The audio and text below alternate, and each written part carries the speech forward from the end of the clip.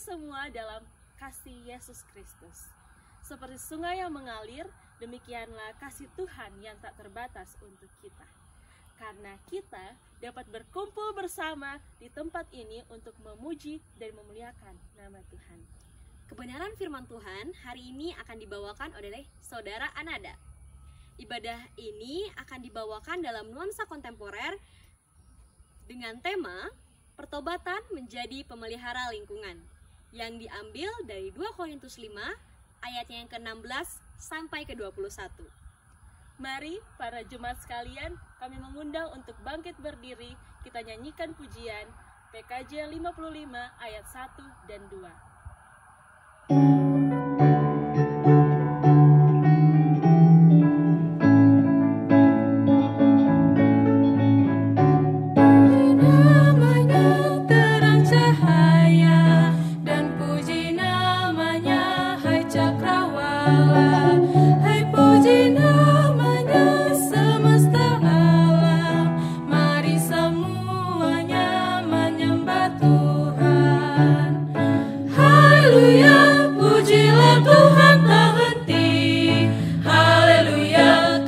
Kasih-Nya tak terperi.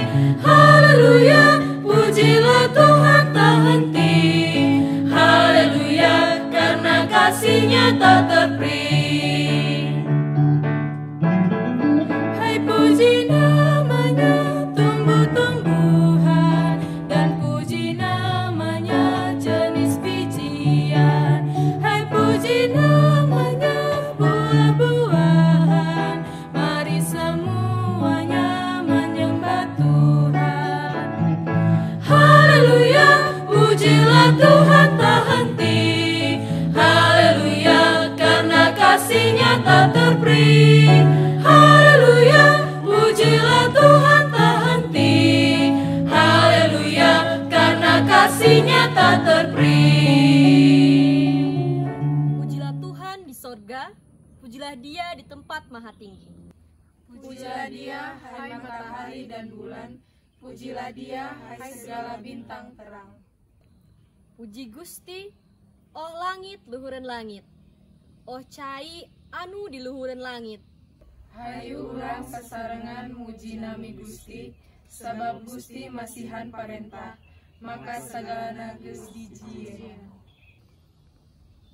Biarlah semuanya memuji-muji Tuhan, sebab hanya namanya saja yang tinggi luhur.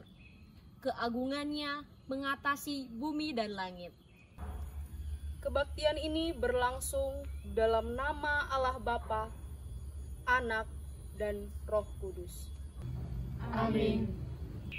Kasih karunia dan damai sejahtera Allah menyertai kita sekalian. Dan menyertaimu juga. Nas pembimbing kita pada kebaktian saat ini diambil dari Kejadian yang pertama, ayatnya yang ke-26, yang berkata demikian. Berfirmanlah Allah, baiklah kita menjadikan manusia menurut gambar dan rupa kita, supaya mereka berkuasa atas ikan-ikan di laut dan burung-burung di udara dan atas ternak dan atas seluruh bumi dan atas segala binatang melata yang merayap di bumi. Dengarlah hukum Allah 1 Yohanes 3 ayat 23 sampai 24. Dan inilah perintahnya itu, supaya kita percaya akan nama Yesus Kristus, anaknya, dan supaya saling mengasihi sesuai dengan perintah yang diberikan Kristus kepada kita. Barang siapa menuruti perintahnya, ia diam di dalam Allah dan Allah diam di dalam dia. Dan demikianlah kita ketahui bahwa Allah ada di dalam kita, yaitu Roh yang telah Ia karuniakan kepada kita. Jemaat sekalian, mari kita nyanyi dari Kidung Jemaat 247 ayat 1 dan 2.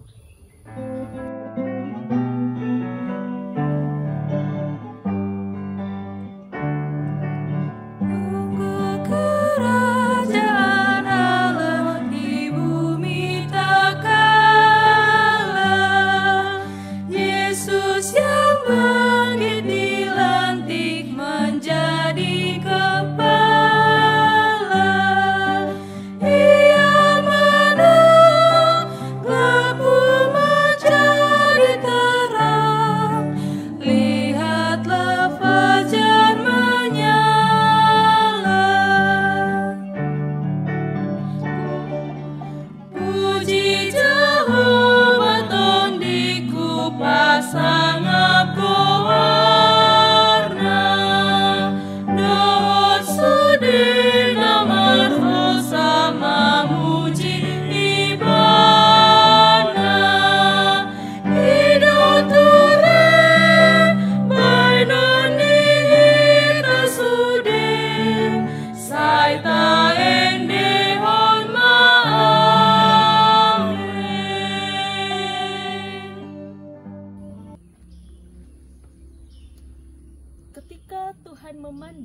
membawa dari sorga kepada anak-anak manusia untuk melihat apakah ada yang berakal budi dan mencari Allah.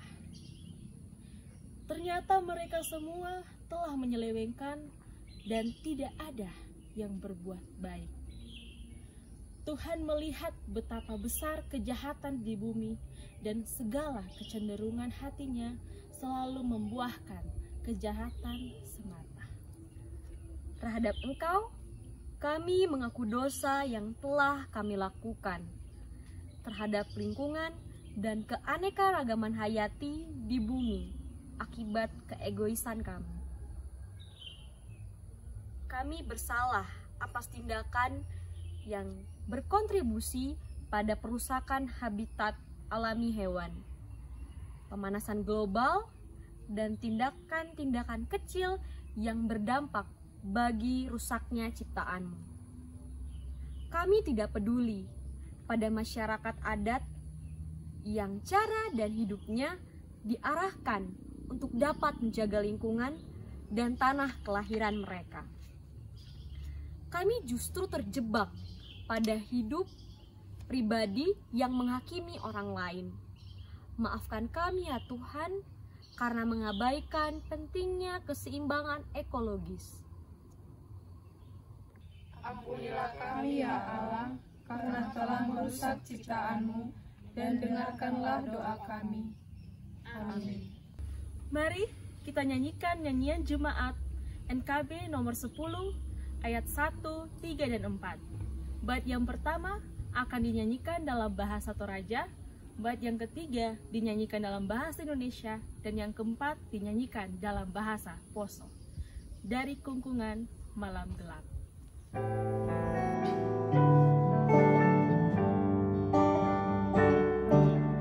Lan pituna kapusakaku, Seho Yesus, o puangku, tamalan arang maseromi, Seho Yesus. Ludio mai kamandasaku, aku mentama kaboromi, lami sero itu salahku, Seho Yesus. Dari gelisah aku sesat, Yesus Tuhan, ku datanglah, masuk ke dalam naungan berkat, Yesus ku datanglah.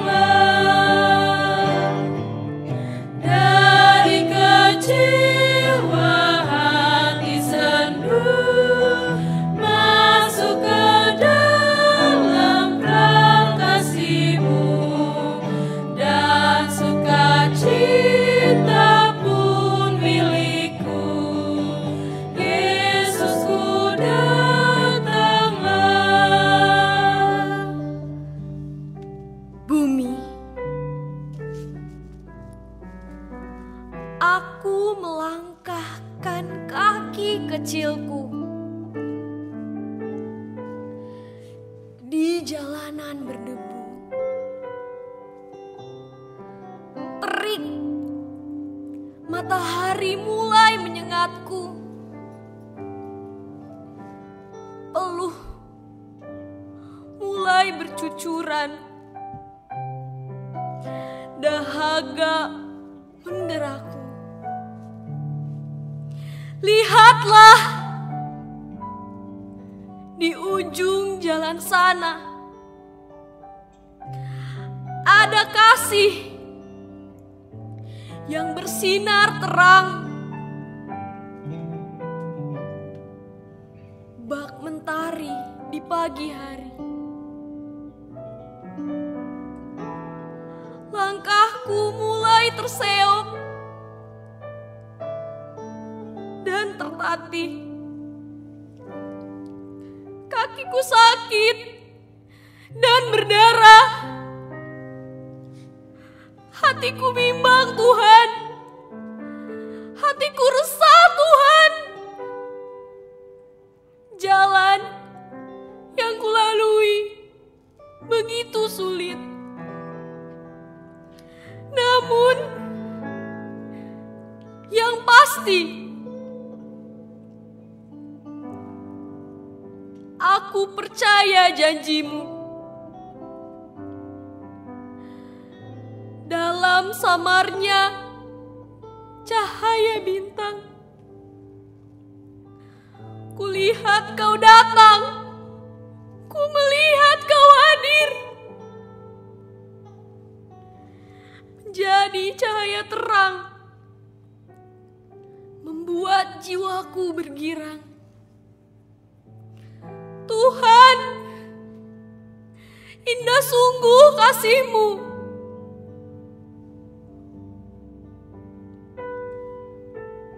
Tidak kau biarkan aku berjalan sendiri.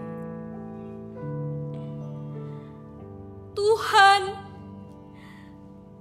tidak kau biarkan aku menyerah dan kalah.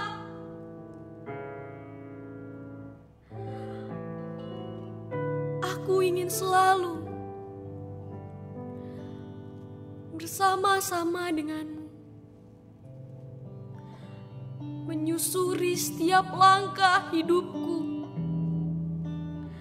sampai nanti aku kembali padamu.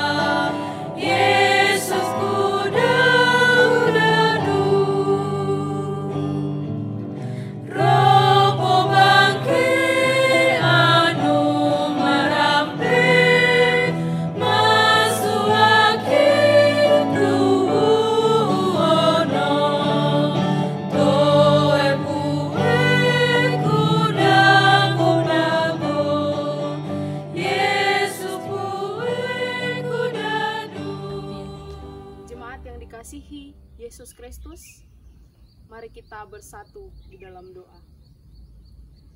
Ya Allah Bapa, sumber segala hikmat, sumber pengetahuan, sumber segala kebenaran dan hidup kami sungguh mengucap syukur ya Tuhan, atas perlindungan dan kasih Tuhan kami dapat berkumpul saat ini untuk melakukan ibadah.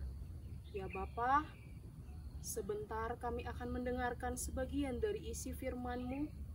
Hadirlah Engkau di tengah-tengah kami ya Bapa. Kami siap mendengarkan firman-Mu. Amin.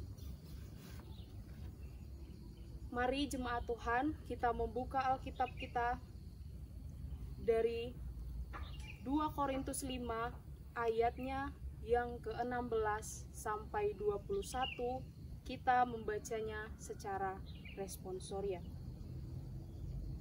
Saya akan memulai di ayat 16. Sebab itu kami tidak lagi menilai seorang juga pun menurut ukuran manusia. Dan jika kami pernah menilai Kristus menurut ukuran manusia, sekarang kami tidak lagi menilainya demikian. Jadi siapa yang ada di dalam Kristus, ia adalah ciptaan baru. Yang lama sudah berlalu, sesungguhnya yang baru sudah datang. Dan semuanya ini dari Allah, yang dengan perantaraan Kristus telah mendamaikan kita dengan dirinya, dan yang telah mempercayakan pelayanan pendamaian itu kepada kami. Sebab Allah mendamaikan dunia dengan dirinya oleh Kristus dengan tidak memperhitungkan pelanggaran mereka. Dia telah mempercayakan berita pendamaian itu kepada kami. Jadi, kami ini adalah utusan-utusan Kristus, seakan-akan Allah menasehati kamu dengan perantaraan kami. Dalam nama Kristus, kami meminta kepadamu, berilah dirimu didamaikan dengan Allah. Dia yang tidak mengenal dosa telah dibuatnya menjadi dosa karena kita, supaya dalam Dia kita dibenarkan oleh Allah. Berbahagialah orang yang mendengar firman Tuhan serta memeliharanya di dalam hidupnya sehari-hari. Haleluya. Haleluya, haleluya, haleluya.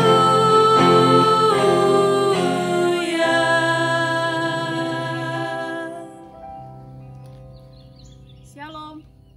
Shalom. Sekali lagi saya sapa. Shalom. Shalom. Ayat Alkitab yang menjadi sapaan renungan bagi kita berkesinambungan dengan tema, yakni pertobatan menjadi pemelihara lingkungan. Mengapa saya katakan demikian? Mari kita melihat tulisan 2 Korintus ini adalah tulisan dari Rasul Paulus. Inilah suratnya yang kedua, itu sebabnya ada surat yang pertama yaitu 1 Korintus dan suratnya yang kedua yaitu 2 Korintus.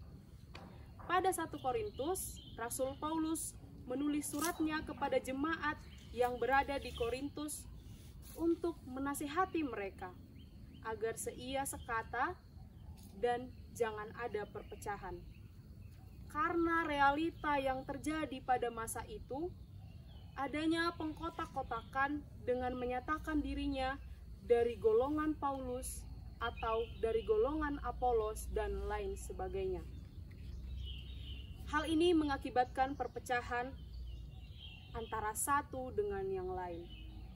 Namun pada suratnya yang kedua, yakni 2 Korintus, Paulus mengucap syukur kepada Tuhan dan mengucap terima kasih kepada jemaat yang telah menanggapi dan merespon suratnya yang pertama dengan respon yang positif. Paulus melihat bahwa jemaat Korintus telah bertobat. Kita bisa melihat Alkitab kita di ayat yang ke-16. Di situ disebutkan 2 kali kata tidak lagi. Tidak lagi seperti yang lama. Kemudian dipertegas lagi di ayat yang ke-17, dikatakan bahwa yang lama sudah berlalu. Yang artinya, mari kita meninggalkan perbuatan-perbuatan tercela kita di masa lampau dan menciptakan pembaruan dengan perbuatan-perbuatan terpuji dan berkenan di hadapan Allah. Perubahan di sini dapat kita misalkan bagaikan bunga mawar yang masih kuncup. Kemudian lambat laun, hari demi hari, bunga tersebut akan mengembang menjadi bunga yang sempurna dan indah dipandang mata. Kemudian kita pasti pernah memainkan permainan ini atau pernah memainkannya waktu kecil. Tahu permainan orbes? Ada yang tahu?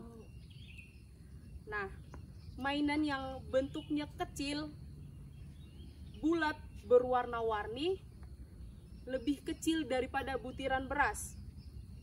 Kemudian kalau dimasukkan ke dalam air selama beberapa jam, maka butiran itu akan berubah menjadi sebesar guling.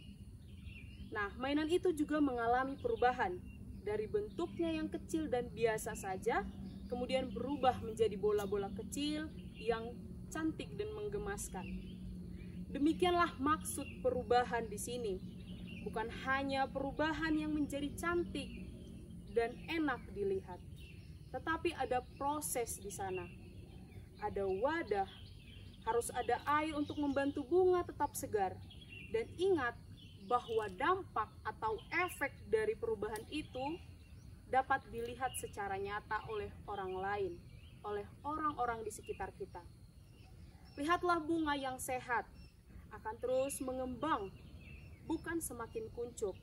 Begitu juga dengan mainan anak tersebut. Kalau mainannya diletakkan pada tempat yang benar, maka dia akan berubah semakin besar, bukan mengecil. Yang artinya adalah terus maju ke belakang. Jadikan masa lalu sebagai pembelajaran dalam hidup.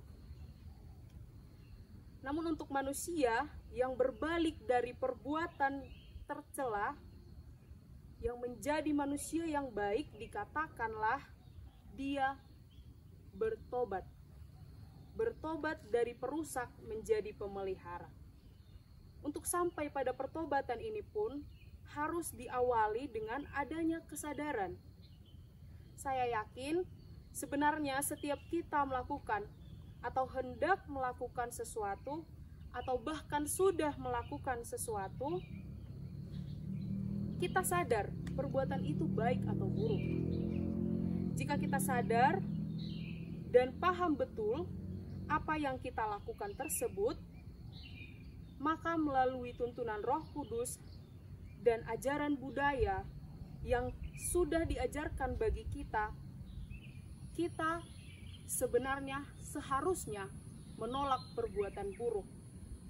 Tapi yang jadi masalah di sini adalah seringkali kita sadar bahwa perbuatan itu salah, tetapi tetap kita melakukannya demi keuntungan, hanya demi kepuasan semata. Membuat kita melakukan hal tersebut adalah karena kita merasa serakah, tetap merasa kurang dengan apa yang kita miliki saat ini. Untuk itu, seharusnya kepuasan-kepuasan yang demikianlah membuat kita melakukan hal tersebut sampai kesadaran tidak lagi bereaksi atau menjadi kebal dan menjadi kebiasaan yang dalam hal ini adalah melakukan hal-hal buruk. Kita bisa melihat dalam perkara kecil, misalnya merusak lingkungan dengan membuang sampah sembarangan. Sebenarnya hal ini sudah diajarkan kepada kita bahkan sejak kita TK, bahkan PAUD. Tapi seringkali kita tidak mendengarkannya. Kita membuang sampah sembarangan. Kemudian hal sepele lainnya adalah, ini sangat sering terjadi, kalau kita lewat terus kemudian ada daun-daun, ada bunga begitu, gatal sekali tangan ini untuk mencabut. Saya pernah ketika SMP, saya ditanya sama guru agama saya, "Anada, kamu pernah memperkosa tidak?" Saya kaget. "Tidak pernah, Bu," saya bilang begitu. "Tapi kamu saat ini sedang memperkosa." Hah? Padahal saya sedang duduk di depan kelas begitu. Saya kaget. Kemudian guru agama saya ini berkata begini, "Kamu tahu memperkosa itu adalah artinya merusak. Iya toh? Merusak masa depan perempuan, merusak masa depan kita. Memperkosa itu adalah melecehkan, bukan hanya sekedar melecehkan sesama manusia. Tetapi ketika kamu mencabut daun yang ada di tanganmu sekarang itu juga kamu sudah menyakiti daun, sudah menyakiti tumbuhan tersebut." Maka mari bertanya di dalam hati kita masing-masing, saudara, apakah kita sudah pernah memperkosa?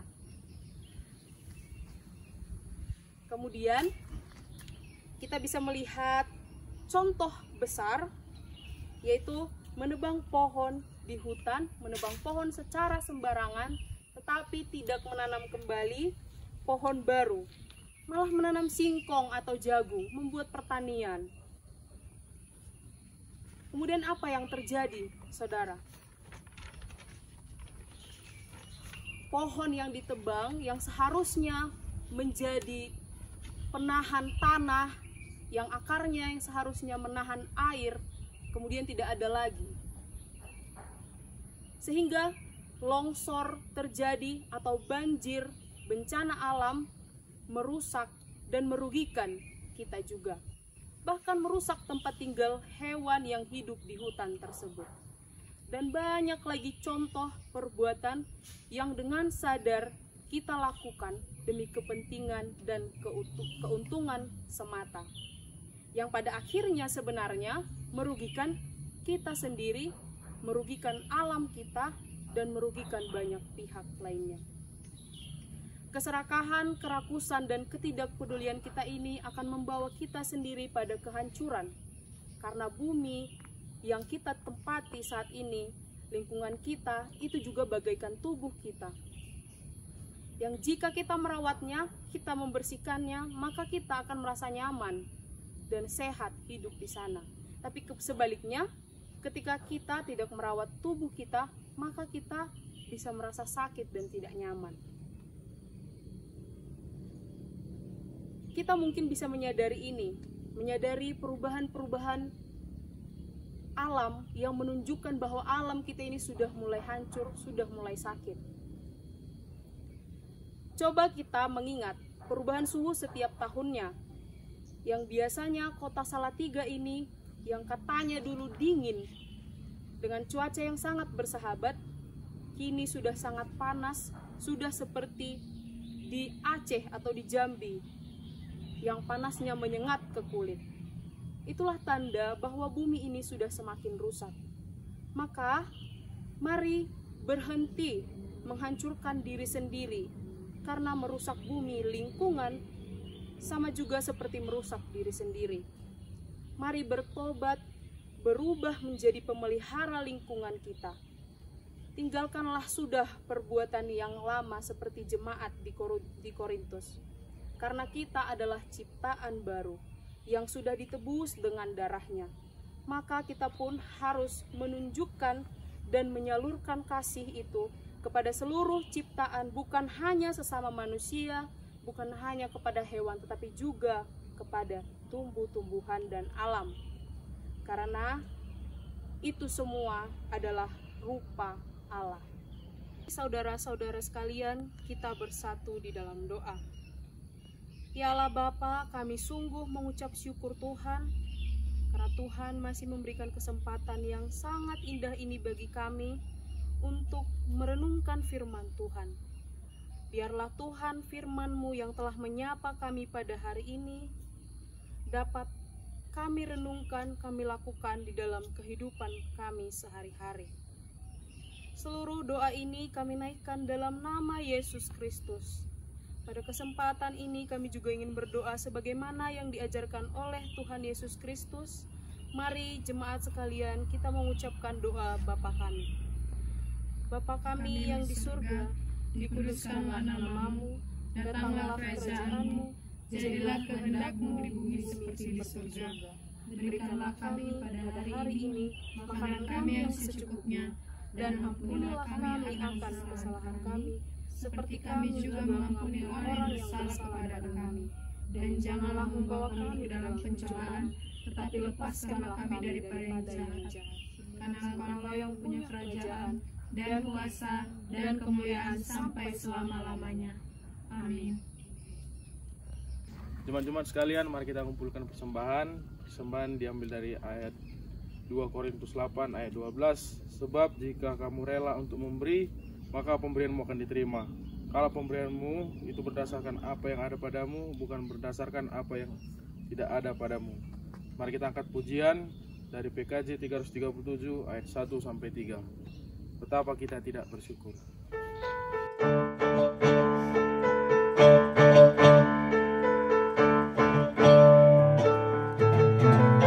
Betapa kita tidak bersyukur, bertanah air kaya dan subur, lautnya luas, gunungnya megah, menghijau padang, bukit dan lembah.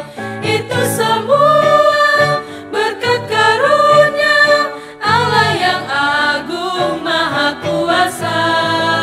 Itu semua berkat karunia Allah yang agung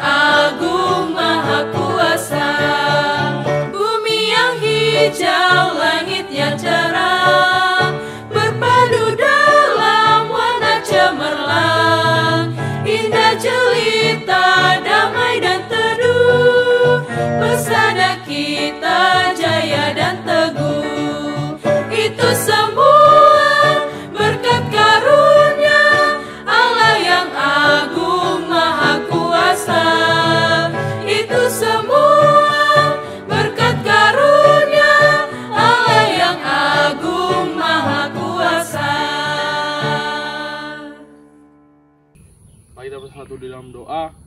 Terima kasih Tuhan Yesus, Engkau memberkati kami pada ibadah saat ini. Kami sudah mengumpulkan persembahan kami, kiranya persembahan kami ini bisa menjadi berkat bagi kami, tentu untuk memuliakan nama-Mu ya Tuhan. Sebentar nanti akan kami kembali ke tempat kami masing-masing, kiranya Kau berkatinya. Terima kasih Tuhan Yesus, amin.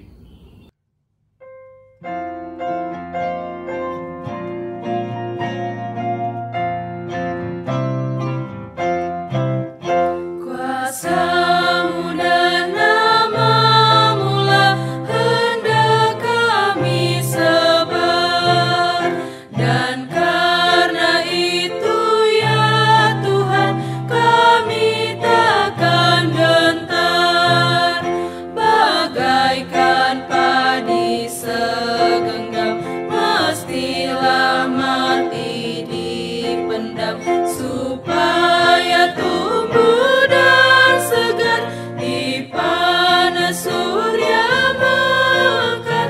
Berbuahlah, tuaian pun besar. Teladan sudah Kau beri demi derita-Mu, dan melalui salib-Mu Kau terima kuasa-Mu. Bagian kami tak lebih seperti segenggam benih melintas kubur yang gelap, agar kelak kan menetap bersama-Mu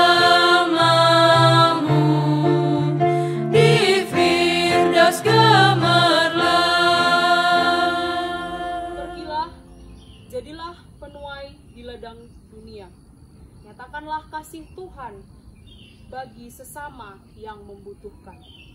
Dengan pertolongan Roh Kudus, kami mau bekerja di ladang Tuhan. Kiranya kasih Allah terus menyala di dalam hatimu.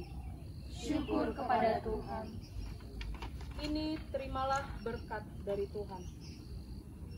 Damai sejahtera Allah kiranya memperlengkapi kita dengan segala yang baik untuk melakukan kehendak-Nya dan mengerjakan di dalam kita apa yang berkenan kepadanya oleh Yesus Kristus.